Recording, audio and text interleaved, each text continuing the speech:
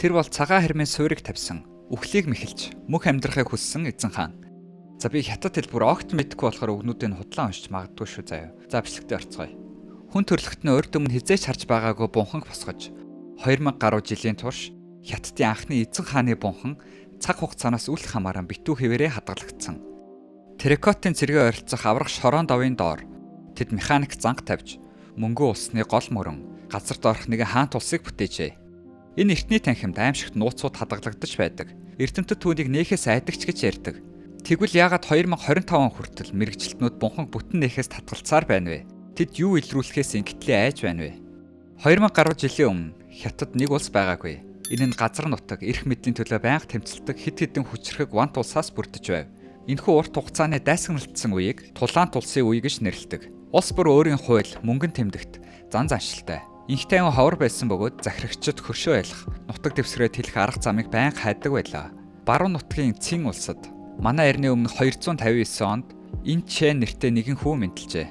Тэр хожимо Хятадын анхны эзэн хаан Чин Ши Хуан нэрээр алдарсан юм. Инчэний эцэг болох хаан Жансуан нас барсны дараа ердөө 13 наснда Инчэн хаан ширээнд суусан. Тэр улсыг удирдахад хэт залуу байсан ч түүнийг эрх мэдэлтэй хэвээр үлдээх хүсэлтэй сайд, зөвлөх, жанжинаар түүнийг хүрээлэн байв. Том болж насан туршийн хэрээр Инчэн хүчрхэг, шийтэмгүй удирдагч гэдгээ харуулжээ. Тэр зөвхөн өөрийн ван тулсыг захирахаас илүү зүйлийг хүсэж бүх өрсөлдөгч улсуудыг нэгэн удирдагч, нэгэн хууль, нэгэн улсын доор нэгтгэх илүү агуу том мөрөөдөл түүний толгойд байв.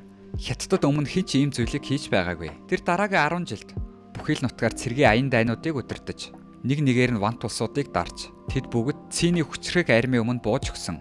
Түүний дэвшилтэд зэвсэг, зохион байгуулалттай жагсаалын тактик, хатуу сахилах бат ашиглан дайснуудаа бут зогтөг байв. Манай эртний өмнө 221 он гэхэд тэр Хан, Жоу, Вэй, Ву, Ян, Ци гэсэн бусад 6 том улсыг өөртөө эзлэн авсан. Хятадын түүхэнд анх удаа газар нутаг бүхэлдээ нэгэн эзэн хааны доор нэгдсэн юм. Ялалтын дараа Инчэн өөрийгөө Чин Ши Хуанди буюу Цины анхны эзэн хаан хэмээн зарлав.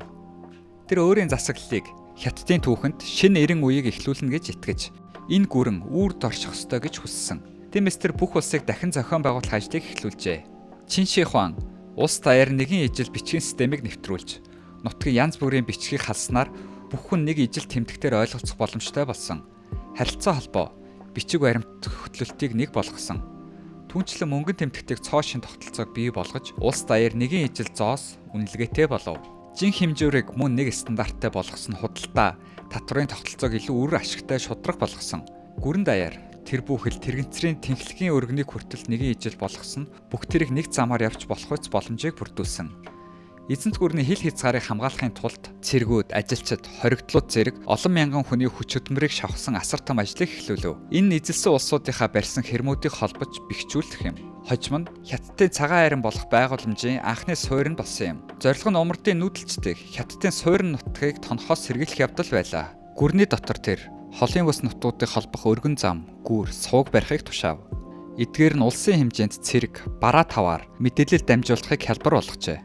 Мөн нутгийн захирагчдыг огцруулж, эзэн хааны сонгосон түшимлүүдээр солисноор хинч эрх мэдэл төвлөрүүлж хааны эсрэг хүч авах боломжгүй болов.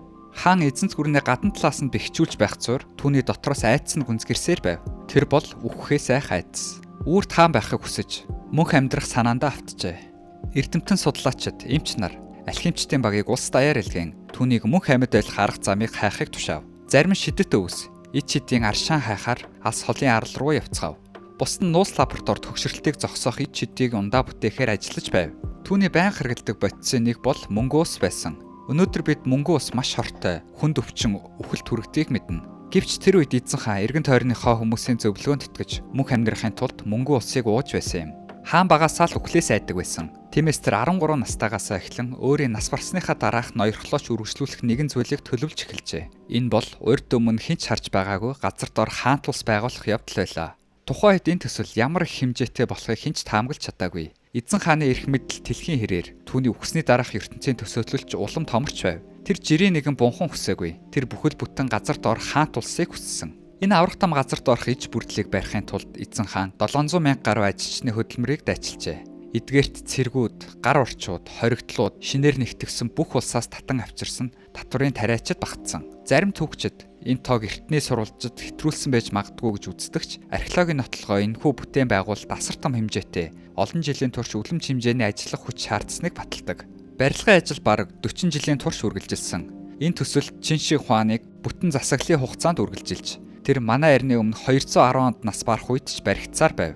Чин улсын төгсгөлд тариачлалын бослого эхэлсэн барилгын ажлыг зогсооход хүргэсэн тул бунхан бүтэн дуусаагүй үлдсэн байх магадaltaй. Бунханы байрлалын хувьд Эзэн хаан Ли Шаныг эзэнт гүрнийхээ нийслэл Шэньян хотын ойролцоох газрыг сонгосон.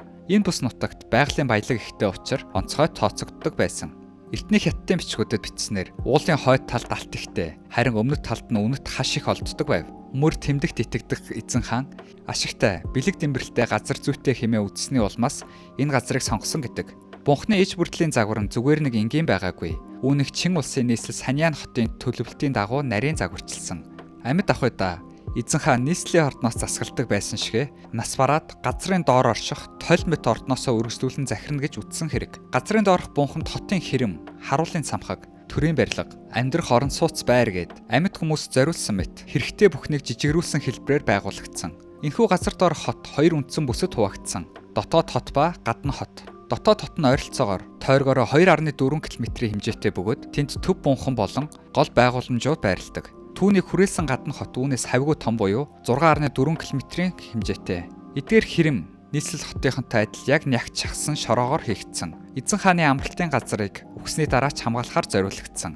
Хэрмийн доторх археологийн олдрууд маш нарийн зохион байгуулалттай хотын төлөвлөлт цайтай байсныг баталдаг. Морьд байрлах хадууны хашаа, хоол бэлтгэл, галт тогоо, хүнсний агуулгуудыг илрүүлсэн. Түүнчлэн цэцэрлэг, динж, ёслолын танхимууд, төрийн захиргааны барилгууд ч багтжээ. Хааны сүнсийг зугаацуулахын тулд хүрэл шувууд хөгжимчтэй хамт эзэн хааны цэцэрлэг хүртэл бий болгосон байв. Цогцлборын нэгэн хэсэгт археологчид хүрлээр хийсэн тэрэг болон бодит хэмжээтэй мордыг олсон. Тэднийг яг л эзэн хааны параданд бэлтгэж байсан мэт байрлуулсан байв. Энэ тэрэгнүүд нь маш нарийн гоёмсог хэцтэй, мянган жижиг хэсгүүдээс бүрдсэн. Морд нь амгаа, эмээл, гоёл чимэглэлтэй байсан бөгөөд заримынхан дээр бүр нарыг хаах хүртэл шүхэртэй байсан. Гэтэ газар доорх ертөнцид нар гэж байхгүй ч гэсэн шүхрийг хийж өгсөн байв. Барилгачид бунхны дотор ус орж ирэхээс сэргийлэн нарийн ус зайлуулах системч байгуулсан. Барилгын явцад ажилчид гүний ус хүртэл ухсан байж магадгүй гэсэн тэмдэглэл бий. Орчин үеийн радар шинжилгээ болон хөрсний судалгаагаар тухайн газрын усны төвшин газрын гадаргаас ойролцоогоор 30 метрийн доор байсан батлагдсан. Усны сувгууд, газрын доорх далангууд, битүүмслэгдсэн хан зэргийг илрүүлсэн барилгачид бүтцийг урт хугацаанд хамгаалахаар маш нахур төлөвлөж байсныг нь харуулдаг. Энэ байгууламжийг хамгийн алдартай болгож буй зүйл нь ур хийцээс гадна асар том хэмжээний юм. Өнөөдөр Чин улсын анхны эзэн хааны бунхны цогцлбор хэмээн нэрлэгддэг энэ бүх газар нутаг нийтдээ 61 км2 талбайг эзэлдэг. Энэ орчин үеийн олон хотуудаас ч том хэмжээтэй. Ихэнх хэсэг нь өнөө хүртэл газар доор даруулсан хэвээр байгаа бөгөөд зөвхөн зарим хэсгийг л малтан гаргаж ирж чадсан. 50 жилийн турш судалгаа, малтлах хийсний дараач археологчид газар доорх энэ асар том цогцлборын зөвхөн өчүүхэн хэсгийг л илрүүлсэн гэж үздэг. Төв бунхны довын зүүн талд эзэн хаан хамгийн хүчтэй хамгаалттай байрлуулсан байв. Учир нь зүүн талд урд нь түүнийг дарлаж нэгтгэж чадсан 6 ван тус байсан билээ. Тэр усуудыг бут нэргснээр хятадыг нэгтгсэн билээ. Тэгэхээр амьд ахуйдаа хаанчилж байсан ч тэр нас барсныхаа дараач тэр өш хонцон өчүүхэн завсаргүй аюулаас өөрийгөө хамгаалахыг хүссэн бололтой. Эзэлж авсан арт түмэн нэргэн босч болцшгүй хайц түүний дотор нь бүрэн арилаагүй тодорхой. Гэвч энэ газар доор хаан тус хамгаалтгүй үлдээгүй. Цогцлборын захад тулдаанд бэлэн жагсаж буй олон игнээ шавар армийн цэргүүд бий. Тэд бүгд өөр дүр төрх хэлбэртэй. Бүгд л бодит хүн байсан гэлтэй хүн бүрийг нарийнаар дүрстэн хийсэн байдаг нь гайхалтай. Бараг 2000 жилийн турш Чин Ши Хуаныг агуу бунхныхан цогцлбор дотор хамгаалсаар ирсэн. Энэ нутгийн хүмүүс газрын дор нуугдсан эрдэнэс, учир битүүлэг дов толгодын талаар янз бүрийн домог ярьдаг байсан ч яг юу байгааг хинч мэддэггүй байв. Энэ бүхнийг 1974 оны хавар илрүүлсэн. Сян хотын ойролцоох тариачид худаг ухаж байхдаа гайхамшигтай нээлтийг хийсэн. Тариачид газар ухаж байх үед доороос нь ямар нэгэн хатуу зүйл төржээ. Энэ сийлсэн шаврын нэгэн хилтерхий байсан байна. Ухсаар байх тусам улам олон хэсгүүд ил гатч эхэлсэн. Энд нэг толгой, тэнд нэг их бие, мөн хөрөл зэвсгийн үзүүр. Тэд хүн төрөлхтний археологийн түүхэнд хамгийн агуу нээлтүүдийн нэгийг захаас нь эхэлж олсон гэдгээ ч мэдээгүй. Орон нутгийн албаныхан мэдэгдэл авч удалгүй археологийн баг иржээ. Тэд ажлыг эхлүүлэхэд улам олон хэсэг илэрсээр эцэст нь энэ ердийн нэг оршуулгын газар биш гэдэг нь тодорхой болсон. Хөрсний гүнээс тулааны байрлалаар нягт жагсаан байрлуулсан бодит хүний хэмжээтэй шавар цэргүүд мянган баримлууд гарч ирсэн. Өнөөдөр бид энэ нээлтийг терракотын арим гэдгээр нь мэднэ. Өнөө хүртэл Гол малтлагын талбайгаас 8,000 гаруй дайчин илрүүлээд байгаа бөгөөд олон мянган газар доор үлдсэн хэвээр байгаа. Зарим нь сахалтай, зарим нь үгүй, заримынх нь хартсан ширүүн, бусдынх нь дүлгөн, бүр багахан инээмсэглсэн гэх мэтэр бүгд бодит хүмүүс байсан мэт харагдана. Гэхдээ энд зөвхөн явган цэргүүд байгаагүй. Илүү олон малтлагын талбайг судлахад археологч шавраар хийсэн морьтой тэргийг яг л дайнд мордож буумж жагсаасан байхыг олжээ. Мөн жанжин, ном сумтнууд, явган цэргүүд, хөнгөн морьт цэргүүдийг ч илрүүлсэн. Зарим нь ном сумтайгаа сөхрөн суусан бол бусд нь уртчаад барин босоогоороо зогссон байв. Зарим нь бид өнөөдөр ч нэвт сүлбүүлж болохоор хурц жинхэнэ хүрэл зэвсгийг барьсан байлаа. Мөн шавар армийн хажуугын малтлагаас цэргийн бус шавар дүрслүүд олон төрлөөрөө олдсон. Бүгтийсэн, акробат хийж буумт булчин шөрөмсөн тодорсон хүмүүс. Нарийн хийцтэй, хувц сэргэлттэй хөгжимчд яг л тоглолт эхлэх гэж байгаа мэтээр байрлуулсан байв.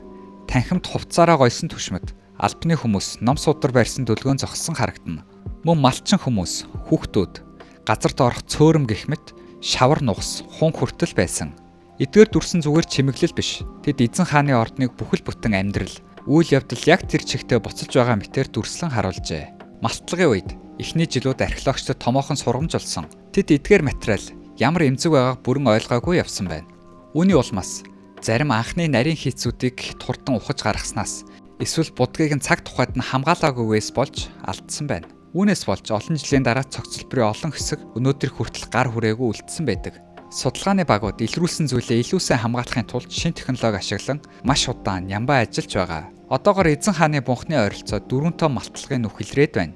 Эхний нүх хамгийн том бөгөөд үндсэн армийг агуулдаг. Хоёр дахь нүхэнд морин цэрэг, тэрхтээ цэргүүд, ном сумтнууд байдаг.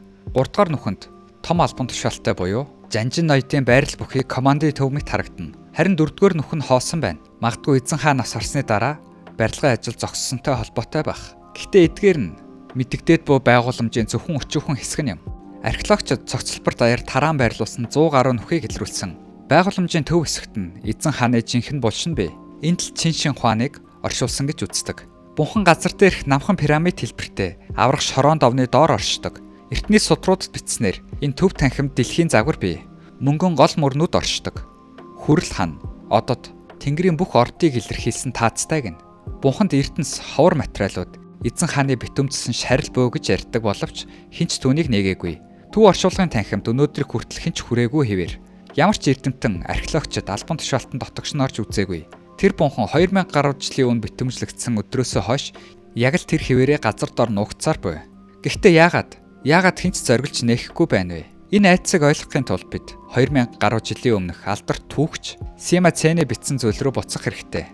Сима Цэн Шинчи Хуан нас барснаас 100-ны дараа амьдарч байсан бөгөөд түүний хамгийн алдартай бүтээл болох түүхэн тэмдэглэлд Монголыг маш тод, маш дэлгэрэнгүйгээр дүрсэлсэн байдаг. Түүний бичснээр бунхан жирийн нэг оршуулгын газар бус бүхэл бүтэн эзэнт хүрний загвар байсан. Дотор нь урсгал гол, их далайнуудыг усаар биш, мөнгөө усаар бүтээсэн гэжээ. Эдгээр гол мөрн, янтчи, шар мөрөн зэрэг хятадын алдартай усан замуудыг төлөөлдөг. Тэд механик систем ашиглан жинхэнэ гол шиг урсдаг байдлаар төлөвлөгдсөн байна. Сима Цэн мөн бунханд ховор эрдэнсээр дүүрсэн орднууд, цамхгууд, уулс, оддыг дүрссэн байгууламжууд байдаг гэж бичсэн. Бунхны таацыг оддын зурагтай шөнийн тэнгэр шиг бутсан. Харин шал нь хятадын газрын зураг шиг хэлбэртэй. Эдгээр нь зүгээр нэг чимэглэл биш. Эзэн хаан амьдаа эзэлсэн газар нутгаа нас барсныхаа дараацсан өөрөө захирах гэсэн санаа нь байв. Гэхдээ орчин үеийн эрдэмтдийн анхаарлыг хамгийн их татсан зүйл бол номон дээр бичсэн анхааруулга байлаа. Тэр бунхан үхэл дагуулах хавх байрлуулсан гэж бичжээ. Түүний тэмдэглэлд бунхныг эвдэх гэж оролцсон хүнийг автоматар харах өөрөө ажилдаг ном сумтай орхинууд суйрлуулсан. Зэвсэг нь хан эсвэл таасны ард байрлсан. Хин нэг нь нэвтэрхэ шууд ажиллаж нүд өрөмхийн зур хороохоор бүтээгдсэн гэжээ. Анх олон түүхчид энэ бүхнийг хэтрүүлэг гэж бодож байсан. Эцсийн Сима Цэн бунхан өөрөө харж байгаагүй. Тэр хаа нас барснаас олон жилийн дараа бусдын яриагаар бичсэн. Тиймээс мөнгө усны гол, үхлийн занганы тухай ярианд домог мэт, гайхалтай боловч үнэн биш гэж олон хүн үздэг. Гэвч 2000-ад оны эхээр эрдэмтэд бунхан орчмын хөрсийг химийн аргаар шинжилж эхлэхэд бүх зүйл өөрчлөгдсөн. Бунхны довын эргэн тойрондох газар хийсэн хэмжилтэнд нэгэн сонин зүйл илэрсэн. Энэ нь хөрсөнд маш их хэмжээний мөнгө ус илэрсэн байна. Байгальд байдаг төвшнөөс хэдэн зуун бүр хэдэн мянга дахин өндөр байв. Цэвэр байгалийн хөрсөнд 0.1-ээс 0.1 хэмжээтэй байдаг. Бохирдсон гэж үзэх боломжтой төвшөнд 0.3-аас 1 бүхлийн орчимд байдаг. Харин эндээс 1.4 хэмжээтэй олдсон буюу энгийн хөрсөөс бүр хэд дахин их байсан. Энэ бүхнээс үзвэл домог мэт санагдаж байсан мөнгө усны гол мөрөн үнэн байх магадaltaйг харуулсан юм. Довыг тойрсон хөрснөө эргэн тойронд хийсэн олон 10 туршилтад маш их хэмжээний мөнгө ус олдсон буюу Сима цэний дүрслэнтэй яг таарах хэмжээний их байв. Энэ нээлт нь олон хүнийг цочирдуулж түүний номон дээр бичсэн домгууд тэр чигтээ үнэн байх магадaltaй болов. Харин одоо судлаачдын үзэж байгаагаар битүүмжлэгдсэн бунхны доор мөнгө усны уур өнөөг хүртэл хуримтлагдсан үлдсэн байх магадaltaй. Мөнгө ус бол маш аюултай биз. Багахан хэмжээний мөнгө усны уураар амьсгалвал ноцтой эрүүл мэндийн асуудал үүсгдэг. Хэрвээ бунхан тусгай төхөөрөмж хамгаалтгүйгээр нээвэл мөнгө усанд хордож өгөх аюултай учраас эрдэмтэд дотогш нэвтрэхгүй байгаа гол шалтгаануудын нэг юм. Гэхдээ энд өөр нэг айдас бий. Хэрвээ эртний инженерүүд үнэхээр механик нум сум занг суйрлуулсан бол тэр нь металл зэрэг удаан эдлгээтэй материалаар хийгдсэн байж таарна. Тийм учраас өнөөдөр хүртэл ажиллах чадвартай байж магадгүй. Зарим төрлийн пүрштэй зэвсэг олон зууны төрш хөдөлгөөнгүй байвал бууддаг хэвээрээ байх боломжтой. Хин нэгэн бунханд ор самсаргүйгээр түүнийг өдөөвөл үр дүн нь үхэлт хүргэнэ. Иймээс л төв бунхны танхим өнөөдөр хүртэл огт эвдэгдээгүй хэвээр байна. Эрдэмтэд түүнийг хаана яг ямар хэмжээтэй газрын радио долгио нэвтрүүлэгч төхөөрөмж зэрэг технологиор илрүүлж чаддаг. Гэвч түүнийг нээх зориг хинээс ч гараагүй. Олон 10 жилийн турш археологчид, түүхчид эрдэмтэд энэ асуултаар маргалцаар ирсэн.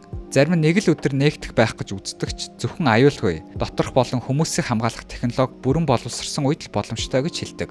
Харин үлдсэн хувь нь огт нээхгүй байх тал дээр байна. Харин бүгд л нэг зүйл санал нийлдэг. Бунхан дотор маш эрсдэлтэй бөгөөд шийдвэрүүдийг яаран гаргаж болохгүй. Харин хамгийн том санаа зовнилт бол хадгалалт юм. Терракотын цэргүүдийг 1984 онд анх малтан гаргах үед тэдний өнгө нь агаартай харьцмагц хэдхэн минутын дотор бүдгэрч хэдхэн цагийн дотор бүтэн арилсан байна.